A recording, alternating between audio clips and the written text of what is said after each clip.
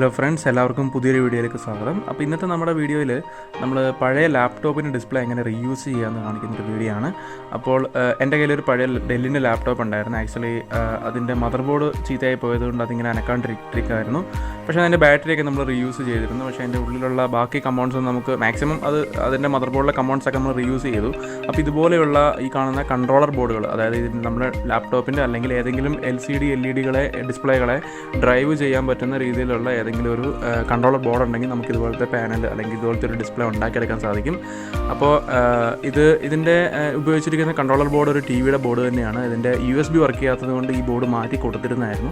അപ്പോൾ ഈ ബോർഡ് നമുക്ക് ഈ ഒരു മറ്റൊരു രീതിയിൽ നമുക്ക് ഉപയോഗിക്കാൻ സാധിക്കും. നമുക്കിവിടെ എനിക്കാകെ ആവശ്യമുള്ളത് HDMI ആണ്, പിന്നെ അല്ലെങ്കിൽ PC, അതായത് എൻ്റെ സിസ്റ്റത്തിൽ നിന്ന് കണക്ട് ചെയ്യുന്ന രീതിയിലാണ് ഞാൻ അത് ഉദ്ദേശിച്ചിരിക്കുന്നത്. പെൻഡ്രൈവ് വർക്ക് ചെയ്യില്ല, പെൻഡ്രൈവ് സോഫ്റ്റ്വെയർ ഒക്കെ മാറിയിട്ട് പെൻഡ്രൈവ് വർക്ക് ചെയ്യില്ല, അതിൻ്റെ ഇൻറ്റേർണൽ പ്രോബ്ലമാണ്. അപ്പോൾ ഇതിൻ്റെ പാനൽ മോഡൽ LP156WH4 എന്ന് പറയുന്നതാണ്. LG യുടെ പാനലാണ്. ഇതാണ് അതിൻ്റെ ഞാൻ യൂസ് ചെയ്ത പഴയ LED TV ബോർഡ്. TR83671 എന്ന് പറഞ്ഞിട്ട് മോഡലാണ്, പഴയ മോഡലാണ്. അതിൻ്റെ LVDS കണക്ഷൻ, അതായത് ഡിസ്പ്ലേയിലേക്കുള്ള കണക്ഷനൊക്കെ ഞാൻ സോൾഡർ ചെയ്താണ് കൊടുത്തത്. അപ്പോൾ അത് പിന്നെ 12 വോൾട്ട് സപ്ലൈ, നമ്മുടെ LED പാനലാണ് 12 വോൾട്ട് സപ്ലൈ ഒക്കെ ഞാൻ ഇവിടെ നിന്ന് തന്നെയാണ് യൂസ് ചെയ്തിരിക്കുന്നത്.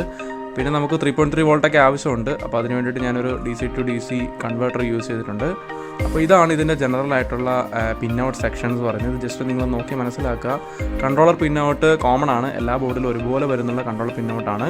പിന്നെ ഇതെങ്ങനെയാണ് കണക്ട് ചെയ്യേണ്ടതെന്നാണ് ODD 0- നിന്ന് ORX 0 അങ്ങനെ കണക്ട് ചെയ്യുന്ന രീതിയിൽ ഞാനിത് നിങ്ങൾക്ക് ഒരു എളുപ്പത്തിന് വേണ്ടിയിട്ട് ചെയ്തേക്കുന്നതാണ്, ചാർട്ട് തയ്യാറാക്കിയിരിക്കുന്നതാണ്. കറക്റ്റായിട്ട് പറഞ്ഞാൽ ഇങ്ങനെയാണ് കൊടുക്കുന്നത്.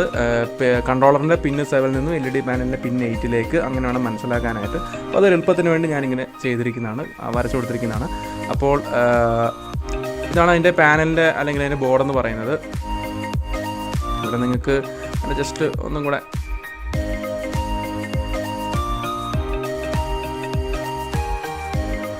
അപ്പോൾ ഇതിലിവിടെ സോൾഡർ ചെയ്തിരിക്കുന്ന പോയിൻറ്റുകളാണ് നേരത്തെ ഞാൻ കാണിച്ചത്. അപ്പോൾ ആ പോയിൻറ്റുകൾ അനുസരിച്ച് കറക്റ്റായിട്ട് കൊടുത്തെങ്കിൽ മാത്രമേ നിങ്ങൾക്ക് ഡിസ്പ്ലേയിൽ പടം വരികയുള്ളൂ. ഇതൊരു HD ഡിസ്പ്ലേ ആണ്, ഫുൾ HD അല്ല. 1366x768 ആണ് ഇതിൻ്റെ റെസൊല്യൂഷൻ എന്ന് പറയുന്നത്. സോ നമുക്ക് ഈ ഒരു ബോർഡ് വെച്ച് നമുക്കിത് ഡ്രൈവ് ചെയ്യാനായിട്ട് ഈസിയായിട്ട് സാധിക്കും. ഇവിടെ ഞാൻ ഉപയോഗിച്ചിരിക്കുന്ന വയർ ആ ലാപ്ടോപ്പിൻ്റെ തന്നെ ഡിസ്പ്ലേ കണക്ട് ചെയ്യുന്ന വയർ തന്നെയാണ്. കാരണം ഇതിൻ്റെ 40 പിൻ കണക്ടറാണ്. ആ കണക്ടറിന് അത്യാവശ്യം വില വരുന്നതാണ്, അതുകൊണ്ട് ഞാൻ അത് യൂസ് ചെയ്തില്ല, മേടിച്ചില്ല. പകരം നമുക്കിത് തന്നെ നമുക്ക് റീയൂസ് ചെയ്യാം. അപ്പോൾ ഇവിടെ അതിൻ്റെ ഇങ്ങനെ നോക്കുമ്പോൾ ഈ ഒരു ഡയറക്ഷനിൽ നോക്കുമ്പോൾ ലെഫ്റ്റ് സൈഡിലാണ് അതിൻ്റെ 3.3 വോൾട്ട് വരുന്നത്. കാരണം 3.3 വോൾട്ട് അതിൻ്റെ പാനലിലുള്ള IC-നെ ഡ്രൈവ് ചെയ്യാനുള്ള വോൾട്ടേജാണ്, നമ്മൾ നിർബന്ധമായും കൊടുക്കണം. പിന്നെ റൈറ്റ് സൈഡിൽ വരുന്നത് 12 വോൾട്ടാണ്. അപ്പോൾ ഇവിടെ ലെഫ്റ്റ് സൈഡിൽ ഒന്നുകൂടെ കാണാൻ സാധിക്കും 3.3 വോൾട്ട്. അത് ഞാൻ ഒരു എക്സ്ട്രാ ഒരു നീല കളർ വയറും കൊണ്ട് എടുത്തിട്ടുണ്ട്. അതെന്തിനാണെന്ന് വെച്ചാൽ ഈ പാനൽ നമ്മൾ അതിൻ്റെ ബാക്ക് ലൈറ്റ് നമ്മൾ എനേബിൾ ചെയ്യണമെങ്കിൽ അല്ലെങ്കിൽ PWM സിഗ്നൽ കൊടുക്കണമെന്നുണ്ടെങ്കിൽ 3.3 വോൾട്ട് കൊടുത്തെങ്കിലേ പാനൽ, അതായത് ബാക്ക് ലൈറ്റ് തെളിയത്തുള്ളൂ. അപ്പോൾ ഒരു മിനിറ്റ്. അപ്പോൾ ഇവിടെ നിങ്ങൾക്ക് ഈ 12 വോൾട്ട് കൊടുത്തിരിക്കുന്നവിടെ കാണാൻ സാധിക്കും. 12 വോൾട്ടിൻ്റെ ഫ്യൂസിലേക്കാണ് ഞാനിവിടെ 12 വോൾട്ട് ഇൻപുട്ട് കൊടുത്തത്. 12 വോൾട്ട് നമ്മൾ ആക്ച്വലി കൊടുക്കുന്നത് പാനൽ വോൾട്ടേജ് അല്ല, അത് ഈ ബാക്ക് ലൈറ്റിനെ ഡ്രൈവ് ചെയ്യിക്കാൻ വേണ്ടിയിട്ടാണ് 12 വോൾട്ട് കൊടുക്കുന്നത്. ഇത് പാനലിൻ്റെ ഇത് പ്രകാരം 7 to 12 വോൾട്ട് വരെ നമുക്കിതിൽ കൊടുക്കാൻ സാധിക്കും. പിന്നെ ഇവിടെ ഒരു LED EN, അതായത് LED എനേബിൾ അല്ലെങ്കിൽ PWM എന്നൊരു സിഗ്നലുണ്ട്. ഇത് രണ്ടും ഷോർട്ട് ചെയ്തിട്ട് ആ 3.3 വോൾട്ടിൽ നിന്നാണ് ഞാനിതിലേക്ക് കൊടുത്തിരിക്കുന്നത്. അതാണ് ഞാൻ ആദ്യം പറഞ്ഞത്. നമുക്ക് ഈ LED ബാക്ക് ലൈറ്റ് കത്തണം എന്നുണ്ടെങ്കിൽ ഈ ഒരു സിഗ്നൽ അല്ലെങ്കിൽ ഈ ഒരു കണക്ഷൻ കൊടുത്തേ പറ്റത്തുള്ളൂ.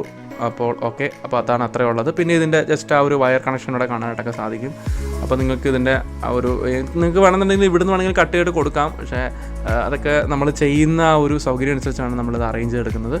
അപ്പോൾ പഴയ ലാപ്ടോപ്പിൻ്റെ വയർ തന്നെ ആയതുകൊണ്ട് നമുക്കതിൽ പ്രത്യേകിച്ച് ബുദ്ധിമുട്ടൊന്നും വന്നില്ല. ഇതാണ് ആ board, LM2596 DC to DC കൺവേർട്ടറാണ്.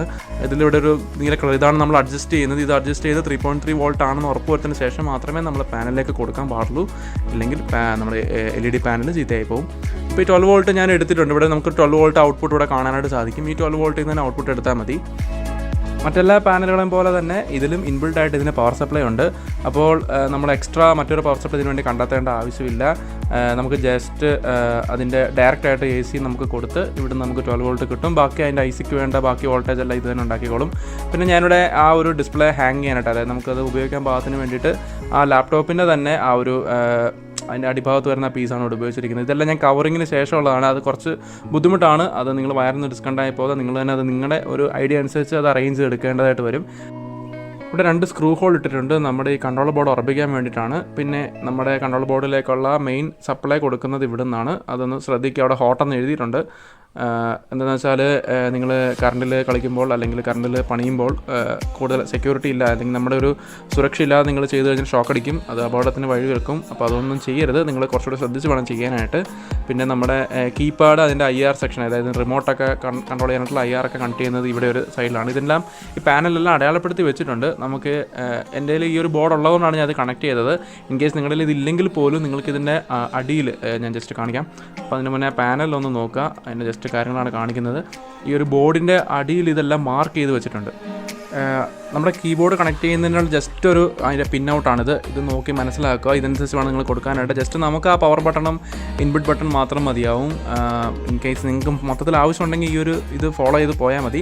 ഇതിലൂടെ 2 LED നമുക്ക് കണക്ട് ചെയ്യാൻ സാധിക്കും, ഗ്രീൻ അതുപോലെ റെഡ്. നമുക്കതിൻ്റെ പവർ കണക്ഷനും അതുപോലെ അതിൻ്റെ വർക്ക് ചെയ്യുന്ന കണ്ടീഷനൊക്കെ അറിയാൻ വേണ്ടിയിട്ടുള്ള 2 LED ആണ്.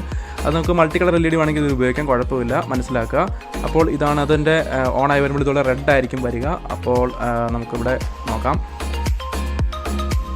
ഈ ഒരു സെക്ഷൻ ഞാൻ നേരത്തെ പറഞ്ഞിരുന്നു, സൂക്ഷിക്കണമെന്ന് പറഞ്ഞിരുന്നു, നിങ്ങൾ ശ്രദ്ധിക്കുക.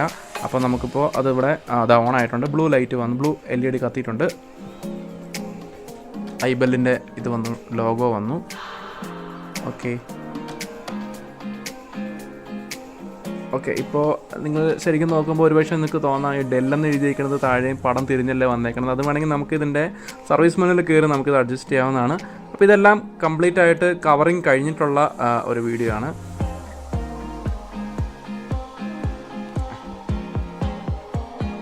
ഞാനതിൻ്റെ ആ കൺട്രോളർ ബോർഡും അതിൻ്റെ കീപാഡും ആ ഒരു ലാപ്ടോപ്പിൻ്റെ ഡിസ്പ്ലേയുടെ തന്നെ ആ കവറിൻ്റെ ബാക്കിൽ സ്ക്രൂ ചെയ്ത് വെച്ചു.